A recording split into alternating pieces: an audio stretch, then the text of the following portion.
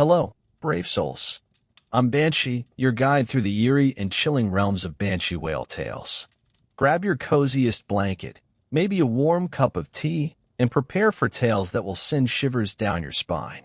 Don't forget to hit subscribe. Together, let's venture into the thrilling unknown.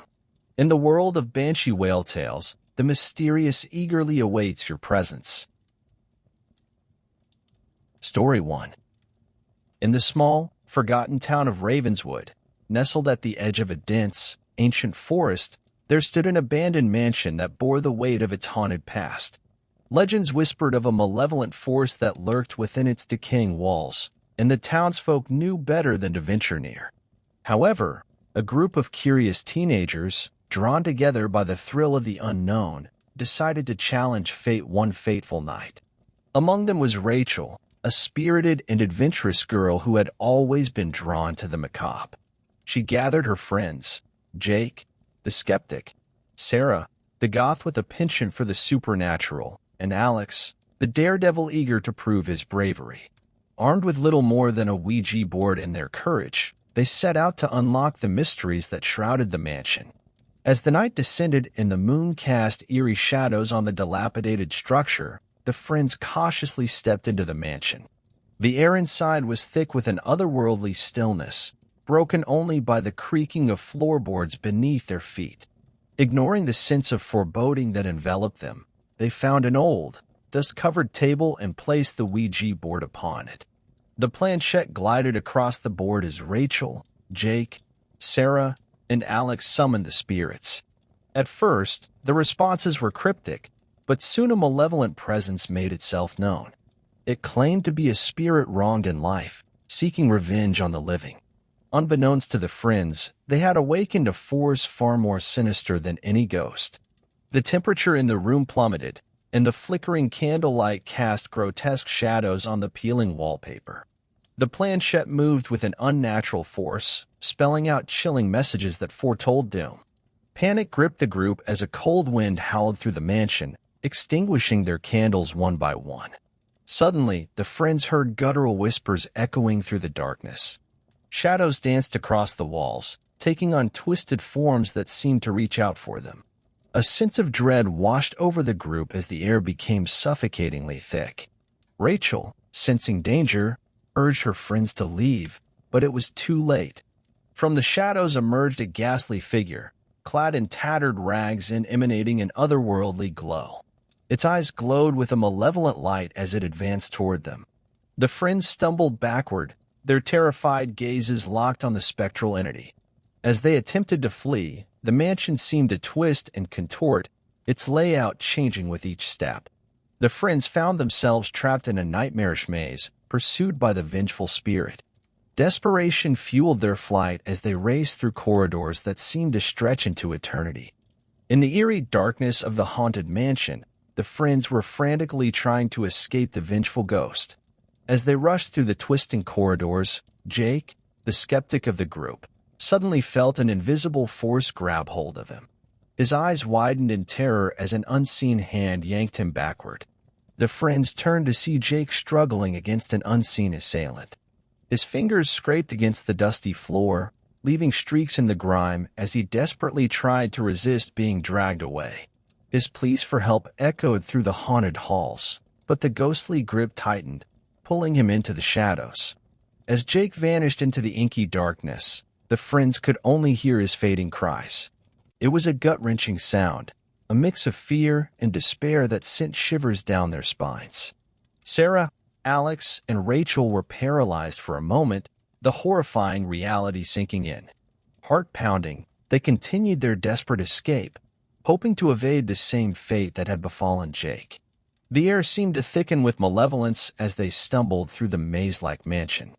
Unbeknownst to them, the ghostly entity continued its relentless pursuit, its presence palpable in the suffocating darkness. As they rounded a corner, they found Alex, the daredevil, pinned against a wall by an invisible force.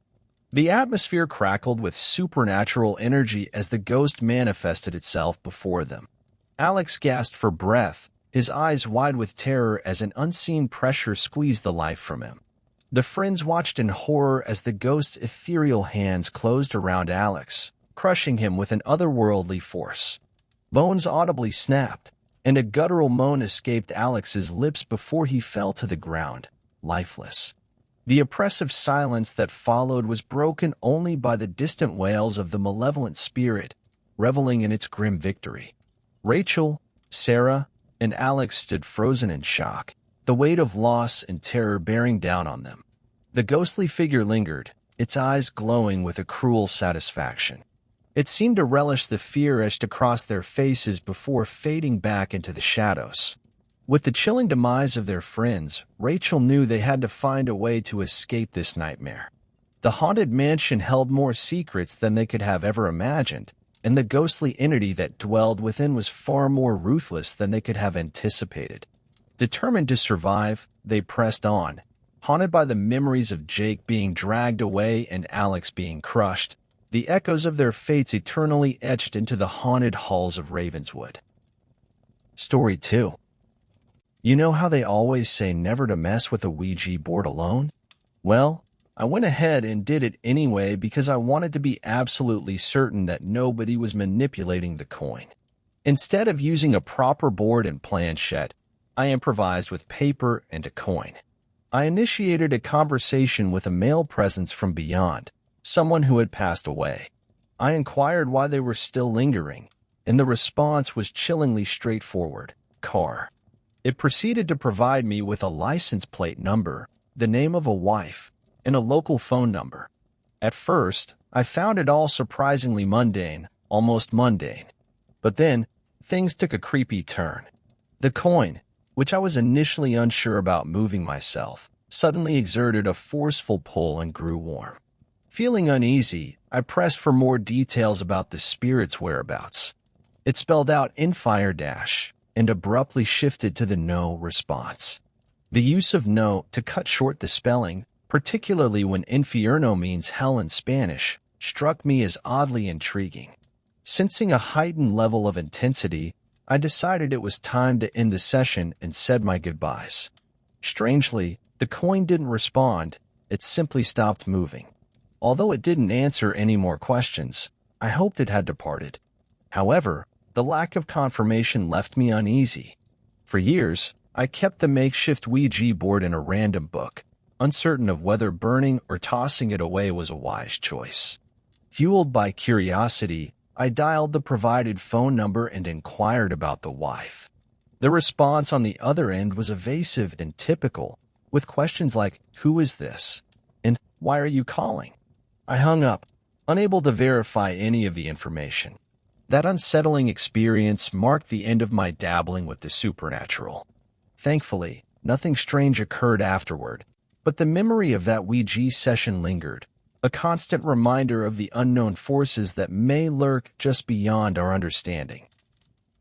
Story 3. Back in late summer 2011, I was 15 years old, living in an EU country, and me and a friend decided to try something unusual. We created a makeshift Ouija board on a large piece of paper, lit some candles, and entered a meditative state. I acted as the conduit for the experience. Instead of a proper planchette, we used a small shot glass turned upside down. Sitting on the floor in my room with the board on a rectangular subwoofer serving as a small table, we placed our fingers on the glass, his at 12 o'clock and mine at 6. We made sure to rest only the tips of our fingers on the glass, so if either of us tried to influence it, the glass would rotate awkwardly, which we tested.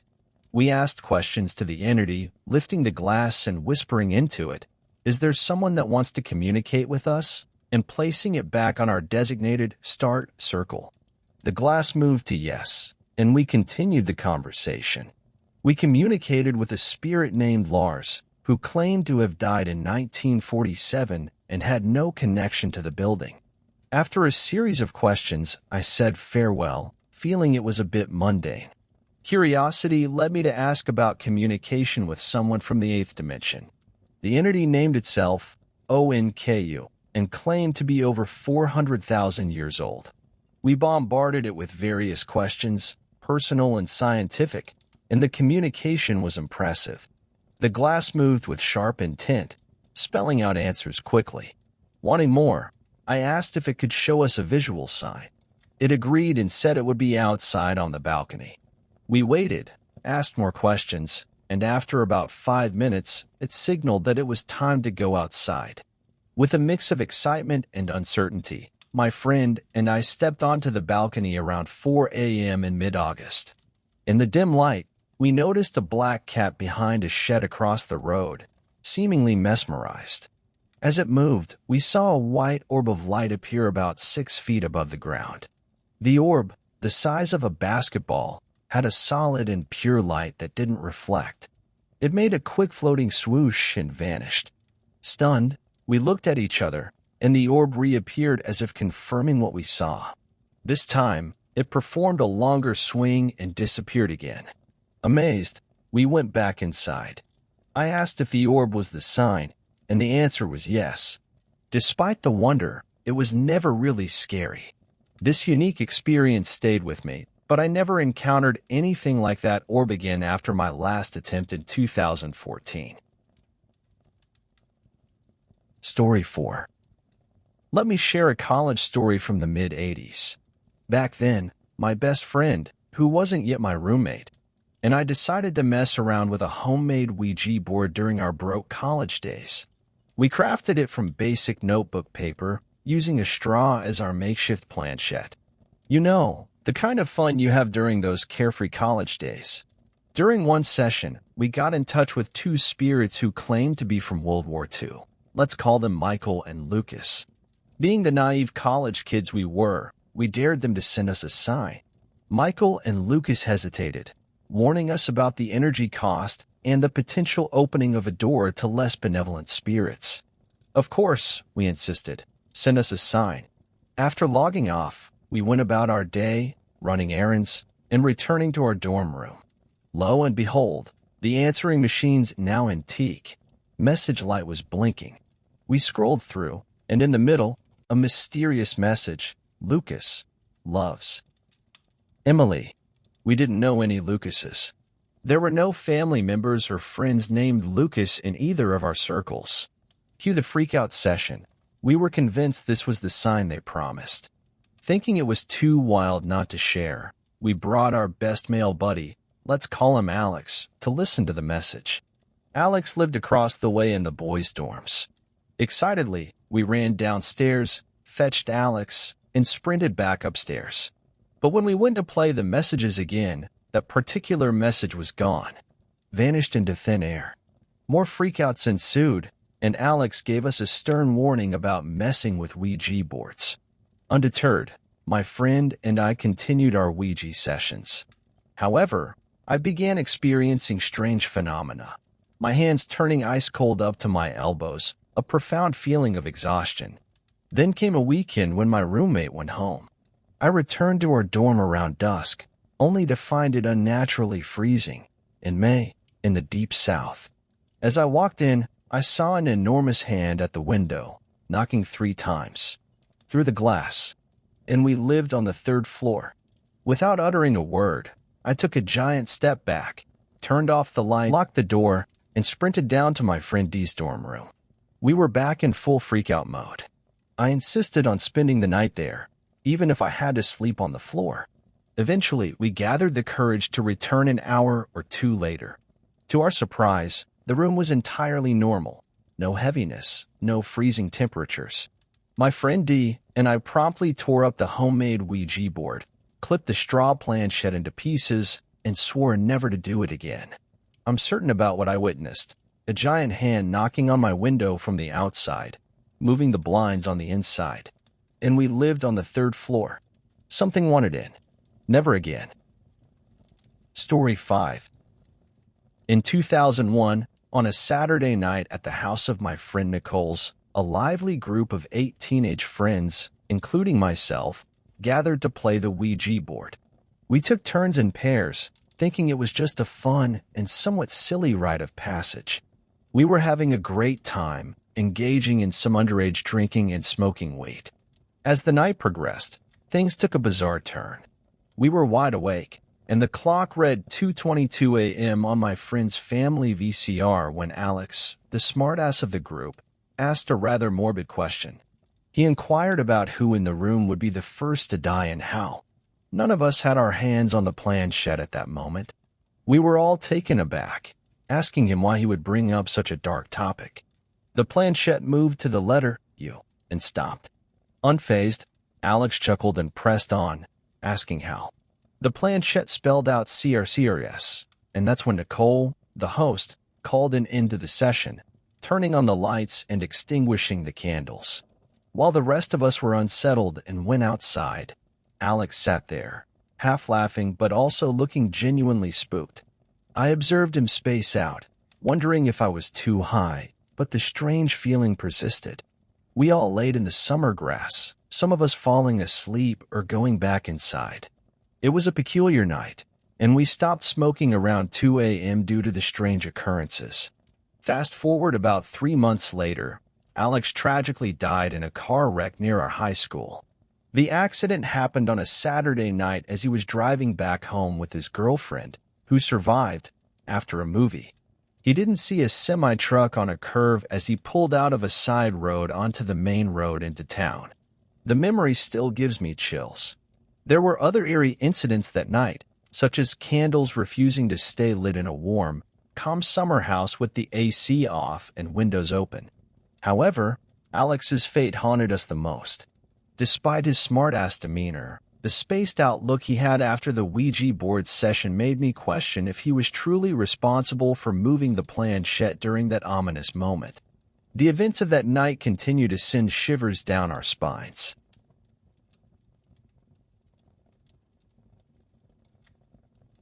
Story 6. My family had this Ouija board that my mom used when she was a kid. She and her friends got a weird message like dark, and then the power went out, with loud banging in the next room. They got spooked and stopped using it. The house belonged to this really religious lady who, despite being all about God, was kind of evil. Fast forward over 20 years, and my mom has my little sister.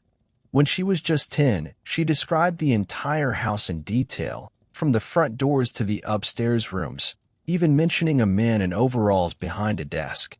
Turns out, it was my mom's grandfather who spent his life working at that house's mail service, always in blue coveralls. She even talked about a daybed in the living room that she shouldn't have known about. When we asked how she knew all this without ever being there, she said she dreamed about it. For 2 years, every night, she woke up crying because there was an old lady in the corner of her room screaming at her. Even now at 18, she swears it happened, and we think it's my mom's grandmother, matching the description. That land was always creepy. We lived in one of the houses for years and would ask for a buddy to go into the basement because it felt like something was watching us. Even the generation before me complained about that basement. There were paths into the woods on that land. I used to love riding my four-wheeler there, but went alone one day and felt so uneasy I promised never to go solo again. Since forever, my family's been on that land, and there are many stories and sightings. Both my grandfather and mom, who started as skeptics, turned into hardcore believers in the paranormal. I don't plan on going back there. Got carried away from a simple Ouija question, but it seemed more interesting than just saying the first sentence. Story 7. Back in my 10th grade, something eerie occurred during our ROTC summer camp with the guys. It was well past midnight, and we were supposed to head to our sleeping area in a local high school gym, sectioned off with metal dividers that could open up to create a makeshift auditorium. The girls and female staff occupied a better building around 30 yards away from us. This particular night marked the last one before concluding the camp the next morning.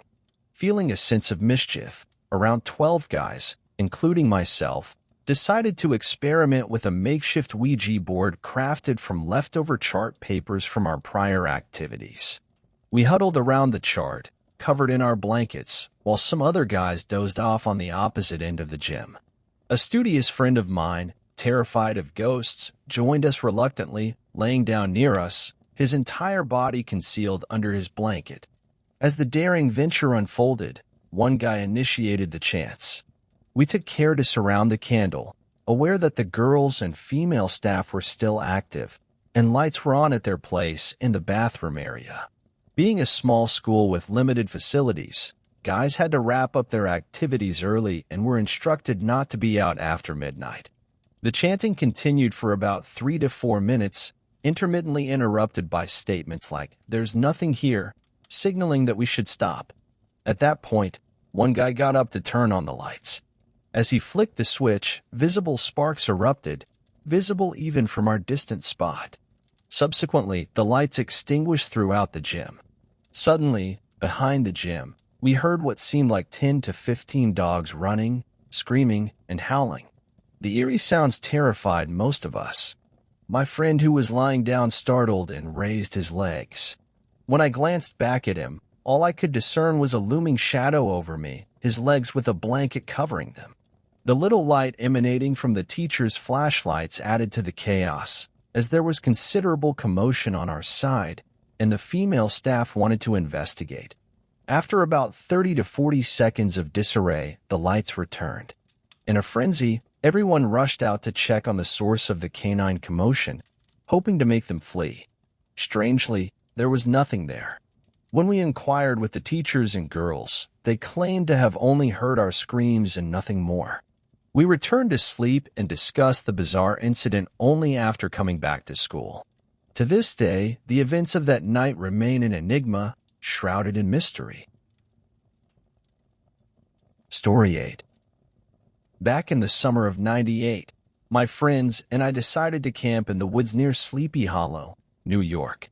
The tales of haunted history and spectral legends that enveloped the region piqued our adventurous spirits. The Hudson Valley's ancient woods became our canvas for a venture that would etch itself into our memories. Under the moonlit canopy, our campfire cast dancing shadows as someone proposed crafting a Ouija board using a worn-out map and a planchette whittled from a fallen branch.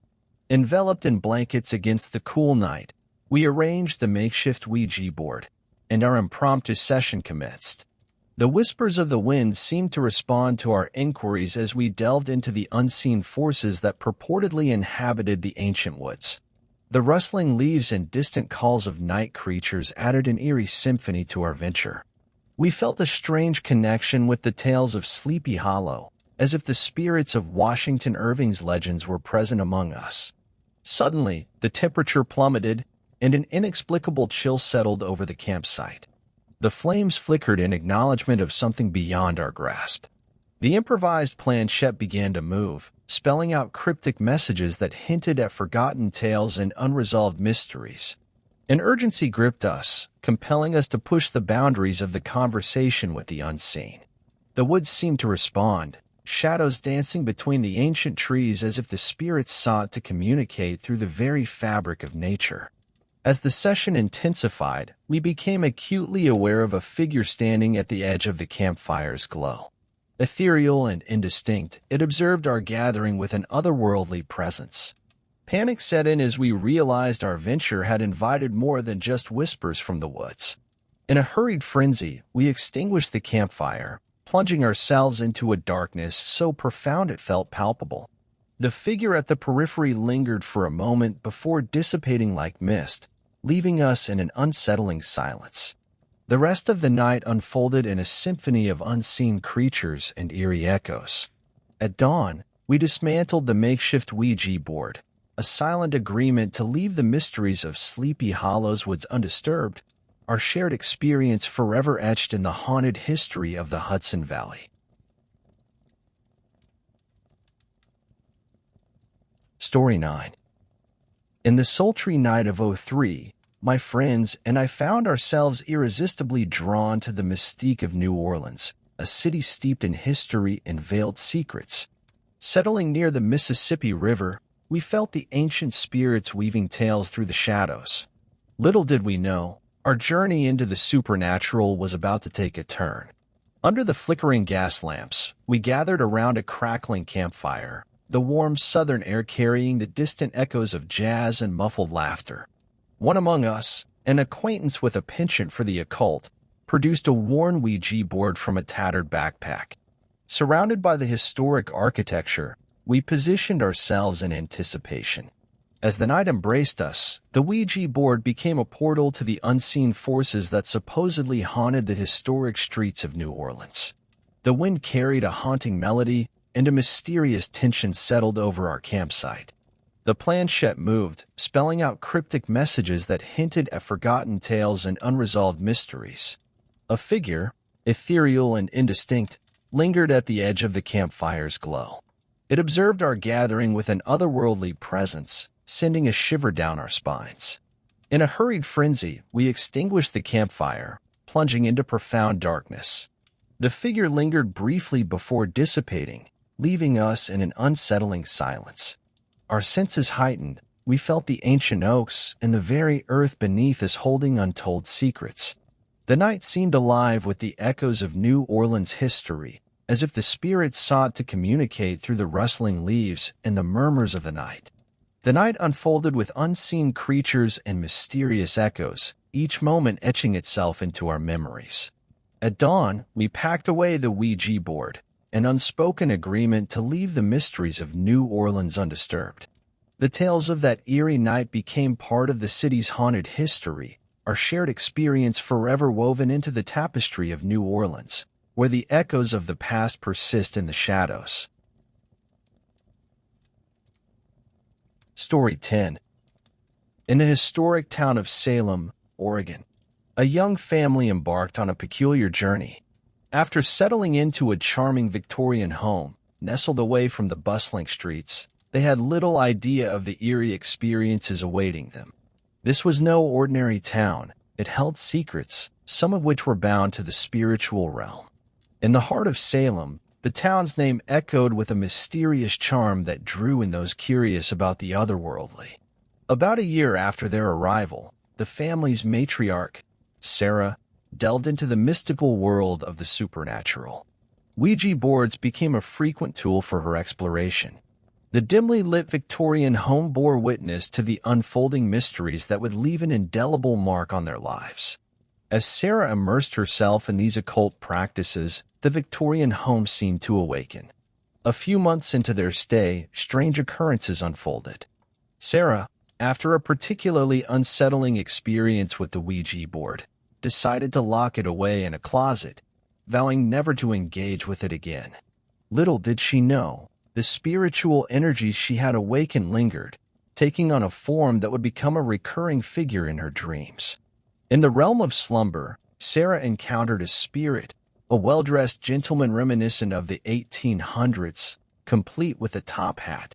However, his elongated and gaunt appearance hinted at something more sinister beneath the facade of a genteel figure. His fixation was singular. He yearned to claim the family's 18-month-old child, Emily, as his own. Sarah's dreams became a battleground between love and malevolence. The spirit would cradle Emily in a rocking chair, a seemingly tender gesture turning dark whenever Sarah entered the dream. The rocking chair, a harbinger of both comfort and dread, would abruptly halt its motion as Sarah burst into the room. These dreamscapes transcended the realm of sleep and seeped into reality. Emily's life became entwined with inexplicable dangers, her crib seemingly conspiring against her, locks mysteriously releasing, and the edge of perilous situations becoming the backdrop of her infancy. Haunted by these experiences, the family decided to leave Salem, seeking refuge in the distant lands of Scotland due to Emily's father's job. Yet, fate had its own designs, and the family found themselves returning to Salem several years later. As Emily grew, she stumbled upon the locked closet containing the long-forgotten Ouija board. Ignoring her mother's warnings, she delved into the occult, unknowingly rekindling the dormant forces. Shadows of the past whispered through the worn-out board, weaving a tapestry of chilling revelations. The family's former Victorian home, now a ghostly relic of their past, held secrets rooted in history. Sarah unfolded tales of a tree that had witnessed hangings during the early days of Massachusetts. The town itself seemed to bear witness to a convergence of spectral energies, leaving an indelible imprint on the family's destiny. Emily's life became a dance with the supernatural. Strange feelings persisted, a constant reminder of a presence that refused to fade. Ouija boards, once a source of innocent curiosity, now invoked an unsettling unease. The very board that had opened a portal to the unknown rested in a closet, locked away, yet its echoes lingered. The teenage years beckoned, and Emily, now surrounded by friends, found herself drawn to a familiar yet dreaded instrument, the Ouija board. One fateful night, curiosity triumphed over caution as they summoned the spirits of the past. The planchette moved with an eerie purpose, spelling out a haunting message before the atmosphere grew too ominous to bear. "Hello, miss me, my child." The revelation sent shivers down Emily's spine, a stark reminder that some connections with the spiritual realm were best left undisturbed. The chilling encounter with the Ouija board echoed the specter of a well-dressed gentleman, and the fear that he, too, might have missed Emily, still yearning to claim what he believed was rightfully his. Thanks for joining us on this spine-chilling journey. If these tales have left you haunted, don't forget to like, share, and subscribe. Your support keeps the eerie whispers alive. Until next time, keep your lanterns burning, and may the shadows never cease to fascinate. This is Banshee, signing off. Pleasant nightmares.